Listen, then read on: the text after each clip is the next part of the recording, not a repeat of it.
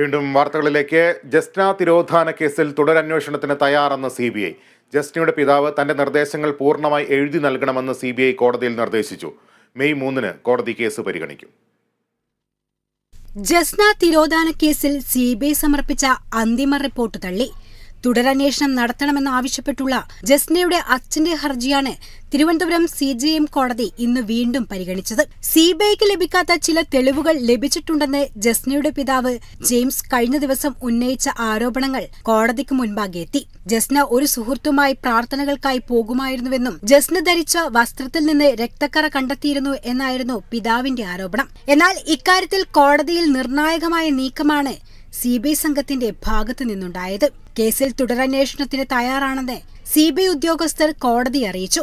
ജസ്നയുടെ പിതാവ് തന്റെ നിർദ്ദേശങ്ങൾ പൂർണ്ണമായി എഴുതി നൽകണമെന്ന് CBI ഉദ്യോഗസ്ഥർ നിർദ്ദേശിച്ചു. തെളിവുകൾ സീൽ ചെയ്ത കവറിൽ നൽകാൻ കോടതിയും നിർദ്ദേശം നൽകി.